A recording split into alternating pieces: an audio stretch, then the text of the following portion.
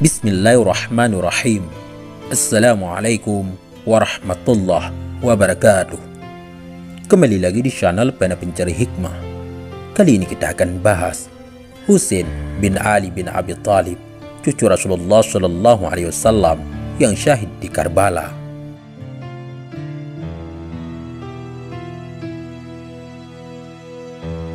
Jangan lupa sukai video ini, komen, dan berlangganan, serta bagikan video ini agar bermanfaat bagi semua.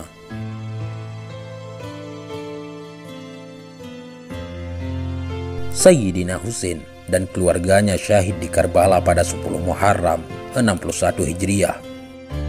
Tragedi ini selalu dikenang oleh kaum muslimin sebagai noda hitam dalam sejarah Islam. Tragedi Karbala.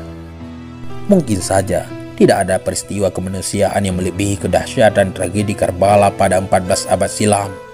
Ketika itulah cucu Rasulullah Shallallahu Alaihi Wasallam, Husain dan segenap keluarganya dibunuh tanpa ampun. Sayyidina Husain sendiri dipancung. Inilah noda hitam dalam sejarah Islam yang hingga kini selalu diratapi umat Islam di seluruh dunia. Tapi tragedi ini juga merupakan ungkapan suatu pengorbanan luar biasa, yaitu pengorbanan para syahid di jalan kebenaran dan keadilan Allah Subhanahu wa Ta'ala. Sayyidina Husain dilahirkan di Madinah pada Selasa 14 Sya'ban 4 Hijriah atau 584 Masehi.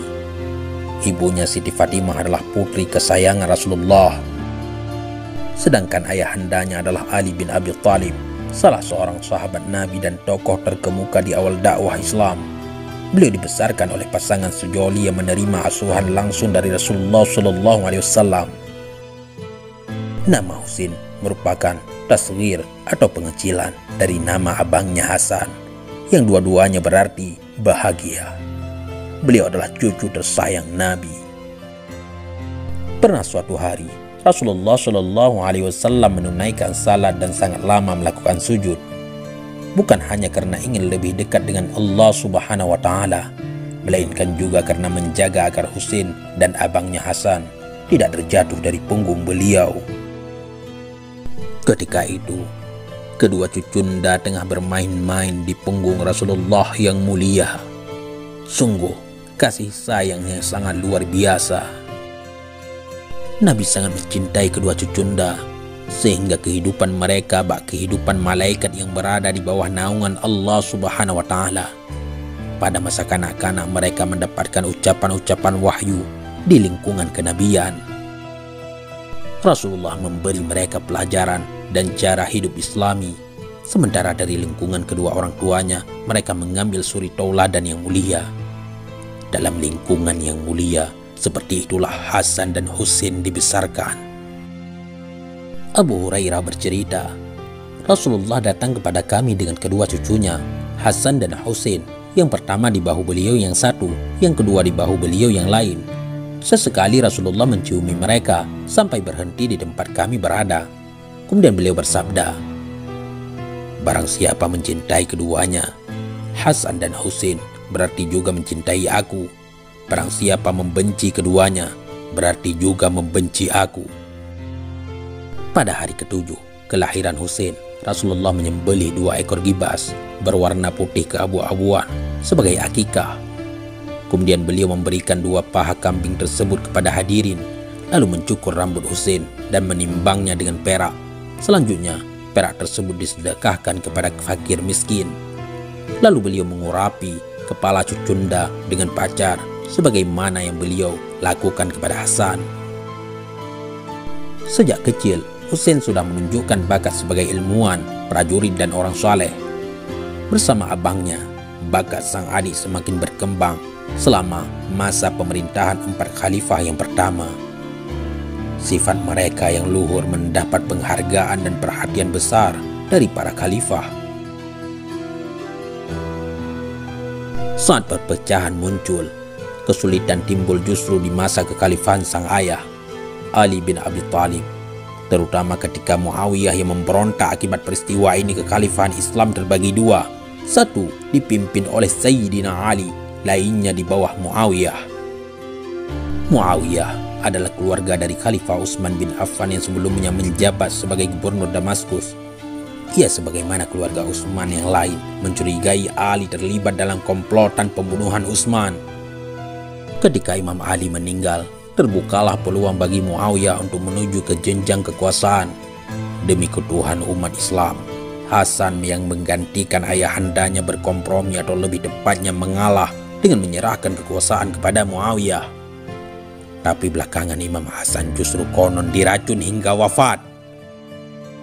Pada tahun-tahun terakhir kekuasaannya sebagai khalifah, Muawiyah merobohkan sendi-sendi demokrasi. Ia banyak mengikuti saran Mughirah, gubernur Basrah. Ia mengangkat Yazid sebagai penggantinya. Dengan pengangkatan ini, demokrasi dalam Islam menjadi monarki. Sedangkan Yazid tiada lain adalah anak Muawiyah. Tindakan tersebut juga melanggar perjanjian yang telah disepakati dengan Imam Husain bahwa pengangkatan seorang khalifah harus melalui pemilihan yang demokratis. Ada dua orang yang telah menimbulkan kekacauan di belakang kaum muslimin, yaitu Amr bin As yang menyarankan Muawiyah mengangkat Al-Quran di ujung tombak ketika hendak berunding dengan Imam Hasan. Orang yang kedua adalah Mughirah yang menyarankan kepada Muawiyah agar mengangkat Yazid sebagai khalifah. Jika tidak, tentu akan terbentuk sebuah dewan pemilihan. Demikian kata Imam Hasan dari Basrah. Ketika itu, Yazid naik tahta pada April 683 Masehi. Para sejarawan menilai bahwa Yazid ini sama sekali tidak pantas diangkat sebagai khalifah. Bukan hanya karena terlalu mementingkan kehidupan duniawi, tetapi juga karena dia tidak dekat dengan para ulama. Namun, dengan licik dia berusaha memperkuat kekuasaannya dengan meminta sumpah setia dari para ulama, termasuk dari Imam Husain. Akan tetapi Imam Husain yang mewarisi kesalehan dan kesatriaan ayahandanya Ali tidak mudah dipaksa atau dibujuk dengan berbagai hadiah. Melalui Walid bin Utbah, gubernur Madinah, Yazid berusaha membujuk Imam Husain untuk bersumpah setia kepadanya. Namun sebaliknya, Imam Husain didesak oleh warga Kufah di Irak agar membebaskan mereka dari kekuasaan Yazid. Maka dia pun lalu mengutus kemenakannya, Muslim bin Aqil, ke Kufah yang disambut ribuan pendukung Imam Husain. Tapi Yazid tidak tinggal diam. Ia menekan warga Kufah sehingga semuanya meninggalkan Husain dan Muslim sang utusan dipasung di jalan raya. Rupanya peristiwa di Kufah itu belum terdengar oleh Husain. Ia berangkat ke Kufah bersama serombongan besar pengikut dan keluarga. Semuanya berjumlah 72 orang. Ketika mendekati perbatasan Irak, ia terkejut karena tidak bertemu dengan pasukan pendukungnya.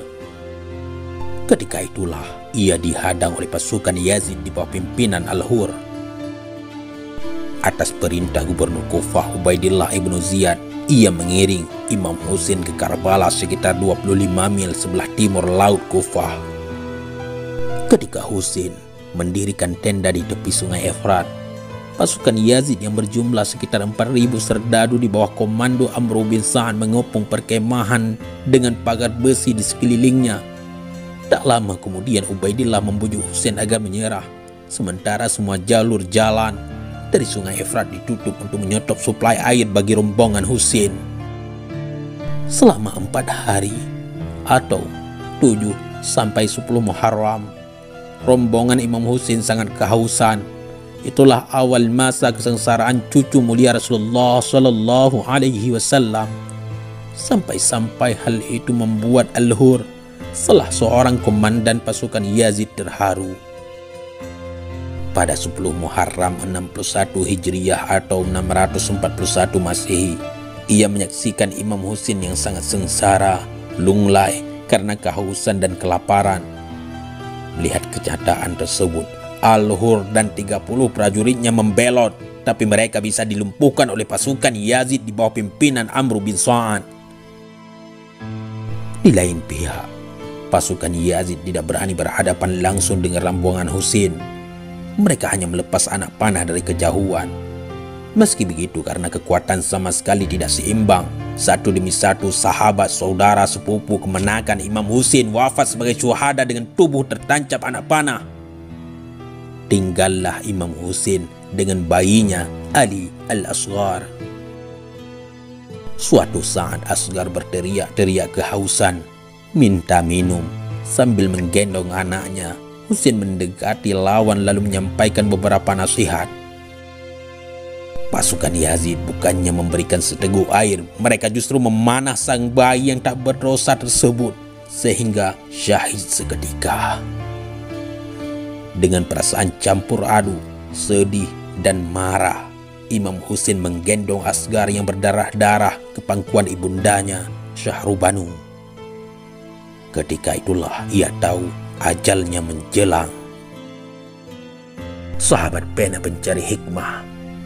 Meski begitu, ia masih sempat menunjukkan keluhuran akhlak dengan mendoakan para prajurit yang telah membunuh para sahabat dan keluarganya. Setelah itu ia segera keluar dari tenda lalu menyerang dengan penuh semangat. Sebagian prajurit lawan sempat lari terbirit-birit, tapi Imam Husain hanya seorang diri, sudah terlalu lemah karena lapar dan dahaga. Dengan puluhan tusukan pedang dan tacapan anak panah di sekujur tubuhnya, dengan lunglai Imam Husain turun dari kudanya lalu salat 2 rakaat. Ketika ia sedang bersujud, Sarin ibnu Uns, salah seorang sahabat prajurit Yazid yang keji dan pengecut, menyerang, menginjak-injak tubuhnya, lalu memancung kepala sang imam. Sementara jasad dan tubuhnya dimakamkan di padang Karbala, sedangkan kepalanya dibawa ke istana Yazid. Sahabat pena pencari hikmah, menurut riwayat, ada 6 dari 7 anak-anak Imam Husain yang syahid di padang Karbala, juga istri tercintanya Syahrubanu. 4 putranya, Ali al-Akbar, Ali al-Awsat, Ali al-Asghar, Abdullah, sedangkan 3 putrinya Zainab, Sakinah, dan Fatimah. Seluruh anak Husain terbunuh kecuali Ali al-Awsat yang di kemudian hari terkenal sebagai wali, yaitu Ali Zainal Abidin. Dialah satu-satunya keturunan Rasulullah SAW yang selamat dari perbantaian keji padang Karbala. Ketika pertempuran tak seimbang itu terjadi, Ali Zainal Abidin tengah tergolek sakit di tenda. Ia hanya ditunggui oleh bibinya Zainab binti Ali yang dengan gigih melindunginya ketika beberapa orang pasukan musuh menerobos masuk ke dalam tenda yang hanya ditunggui kaum wanita dan anak-anak. Zainab berteriak lantang, "Apakah kalian tidak menyisakan suatu lelaki pun dari keluarga kami?" Prajurit itu pun tertegun sebentar, kemudian berbalik meninggalkan tenda tersebut tanpa mengucapkan sepatah kata pun. Wallahu a'lam bissawab. Mudah-mudahan ini semua bermanfaat. Assalamualaikum warahmatullahi wabarakatuh.